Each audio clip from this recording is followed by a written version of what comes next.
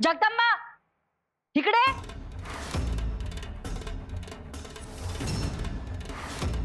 काय गाई? काय चाललंय तुझं जगदंबा? ही समधी तयारी तुला करायला सांगितली होती ना?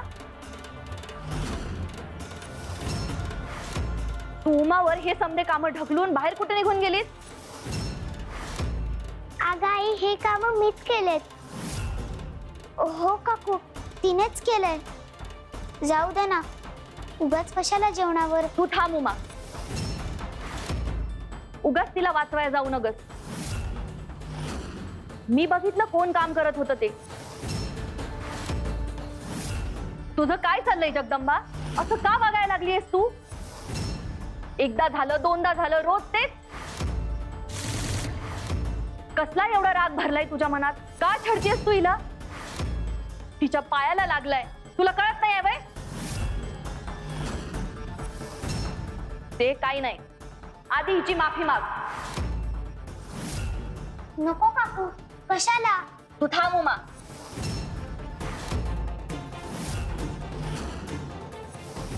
बघतेस काय माझ्याकडे? माफी माग म्हणलं ना.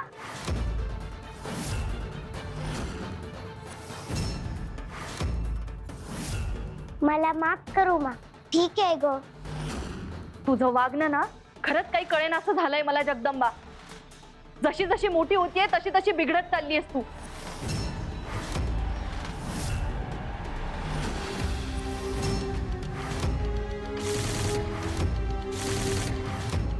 बिघडलेली मुलगी. बघ आता पुढे आणखीन मजा येणार आहे. दाखवतेस तुला माझा हिसका.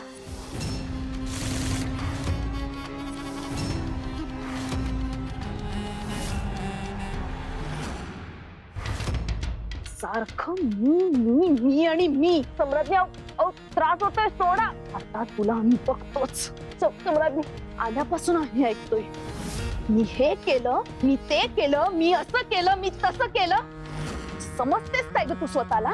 सम्राज्ञी सोडा. हे सगळं आम्ही घडवून आणलंय, कळलं तुला? या सगळ्या पाठीमागे आमचे कष्ट आहेत, आमची मेहनत आहे. तू केवळ आम्हाला एक कल्पना दिली होतीस आणि त्यावरून स्वतःची तुलना आमच्या बरोबर करतेस काय? आमच्यामुळे तू इथे जिवंत तरी येस, नाहीतर असुरांच्या हल्ल्यामध्ये तुझी कधी शिकार झाली असती ना, हे तुझं तुला सुद्धा कळलं नसतं.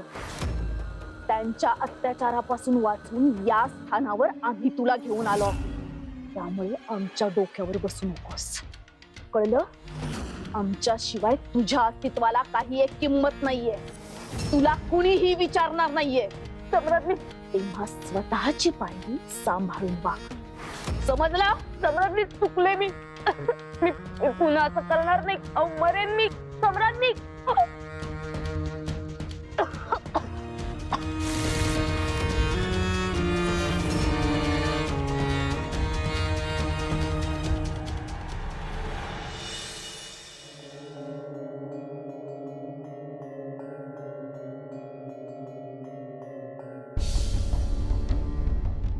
यावेळी या रिपूने मला पूर्णपणे अडकवून टाकले. घरात तर तिने प्रत्येकाला आपलंसं करून ठेवलंच आहे, पण माझ्यामुळे तुळजाईला सुद्धा तिने माझ्यापासून दूर केला आहे. मला काहीतरी करून तिचं खरं रूप सगळ्यांच्या समोर आणावंच लागेल. बाबांसाठी पाणी आणायचंच राहील.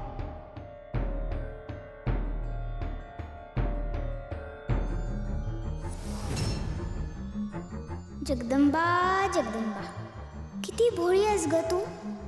तुझ्या आईला तर मी सहज माझ्या बाजूने वळवलं. आता तुझ्या बाबांनाही वळवायला मला वेळ लागणार नाही.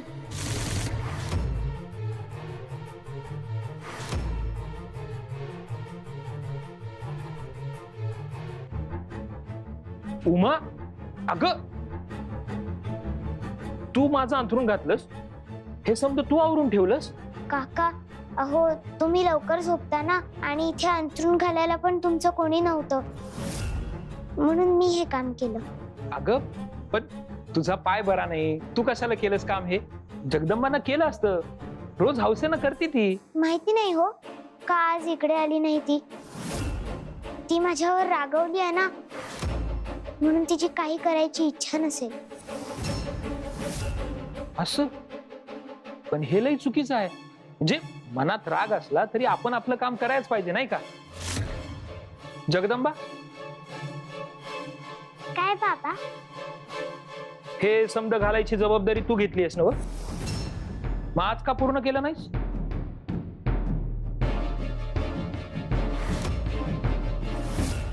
तुम्हाला जास्त काम पडावं म्हणून? अगं ती बिचारी पोर लंगडत पाय सांभाळत समद केलं तिनं. जगदंबा, तू माझा असा राग करणं बरं नाही. तू रागवली तरी सुद्धा समद काम कराया, समद्यांना मदत कराया ती किती पुढे असती बघतीस ना व? आणि तू काय बोलतीस तिला? तुझं आज सकाळचं पण बोलणं मला अजिबात आवडलेलं नाही.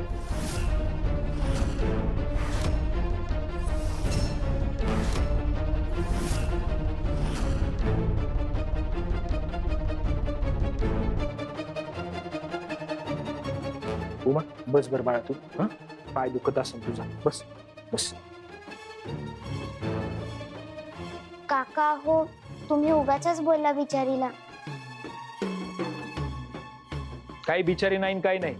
ती चांगली वागली तर मी कौतुक करतोच ना तिचं, आणि चुकीची वागली तर राग व्हायच पाहिजे. तू तिची काळजी करू नको, तू तुझी काळजी घे. हा,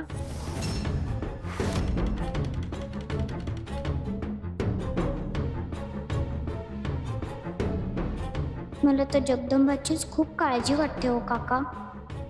कारण पुढचा जो मी डाव टाकणार आहे त्यानंतर जगदंबा वाचूच शकणार नाही.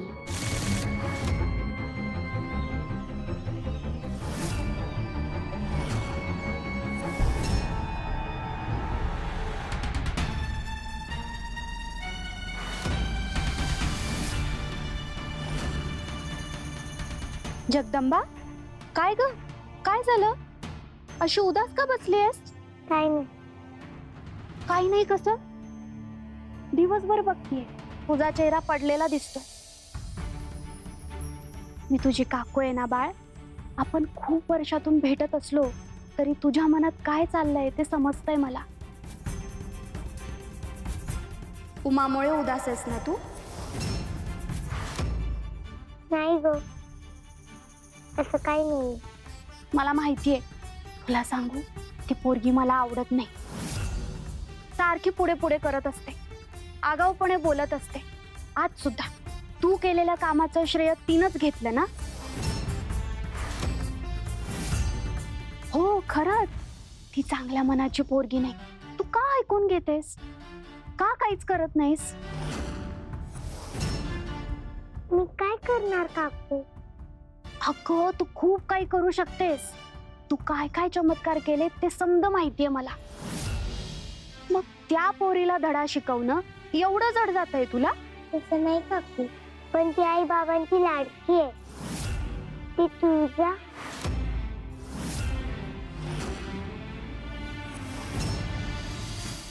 तुझ्याची भक्त आहे ती. ती काय बी असू दे, पण ती माणूस म्हणून चांगली नाही ना. मला असं सारखं वाटतंय तिच्यात काहीतरी असुरी प्रवृत्ती आहे. म्हणून तुला सांगते, चांगला धडा शिकव तिला. म्हणजे काय करू? अगं असुराला शासन मिळालं पाहिजे ना. मग तिच्या आत जर असुर असेल तर त्याला शासन मिळालंच पाहिजे ना. आणि यात काय बी चुकीचं नाही. आणि तू तिच्या भोळ्या बाबड्या रूपावर जाऊ नकोस. चांगला धडा शिकव तिला. तिच्या आत जर असुर असेल तर त्याला असुरासारखी वागणूक मिळालीच पाहिजे.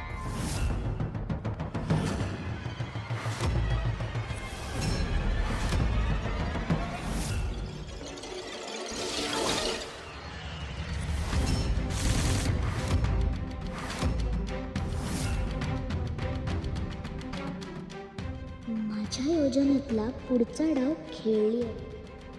जगदंबाच्या डोक्यात विष घालून दिलं. आता तिनं जे आजपर्यंत केलं नव्हतं ते आता ती करणार. आता फक्त उद्याचा दिवस सगळं काही बदलून जाणार. आता माझा अखेरचा वार करण्याची वेळ आली. जगदंबा, आता तुझा खेळ संपला.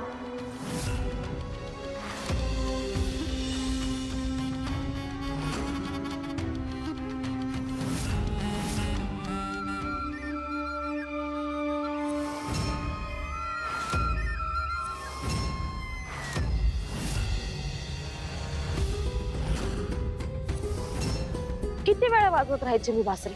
मला सगळ्यांच्या नजरात चुकवून यावं लागतं. मी काय रिकामी बसले नव्हते. आपल्या पुढच्या योजनेवर कामच करत होते.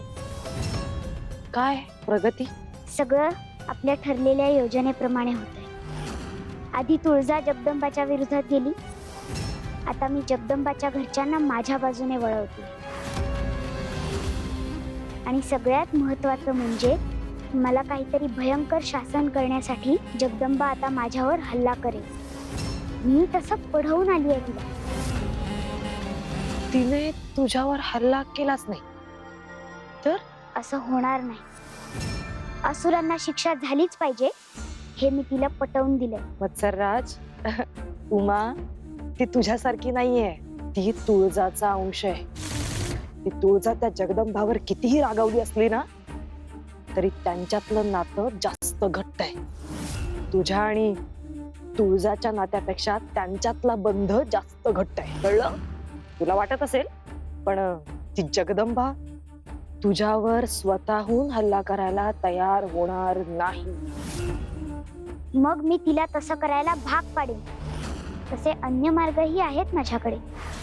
पण आता सगळं आपल्या योजनेप्रमाणेच होणार. त्यामुळे असुर नरेशांपर्यंत ही वार्ता पोचवा. त्यांना म्हणावं विवाहाची तयारी सुरू करा. जगदंबाला पकडून आम्ही तुळजाला तुमच्या समोर यायला भाग पाडणार. मग तुमचा विवाह.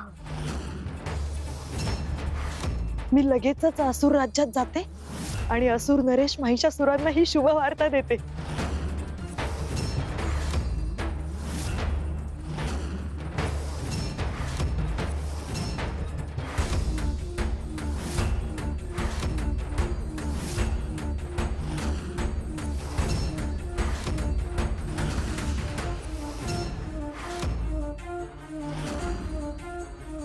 काही नाही, बैलाचा आवाज आहे.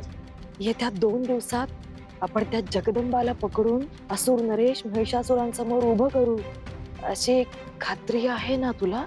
अर्थातच. मत्सरचा आघात, सुखशांती भस्मसात.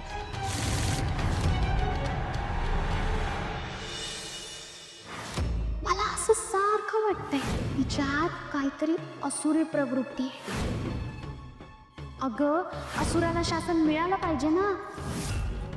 मग तिच्या आत जर असुर असेल तर त्याला शासन मिळालंच पाहिजे ना. जगदंबा, अगं ए जगदंबा, अगं लक्ष कुठं होतं तुझं? कधीपासून हाका मारते? अगं काही नाही, असंच काहीतरी चालू होतं डोक्यात. बरं चल, आम्ही सगळे खेळायला चाललोय.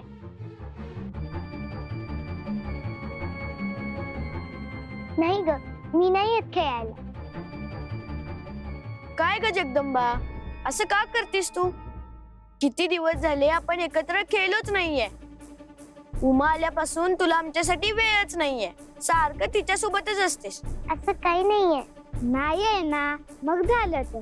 मग चल की खेळायला, खूप मज्जा करू. नको, जावा तुम्ही सगळे. जगदंबा येत नसेल तर मी येते तुमच्या बरोबर खेळायला.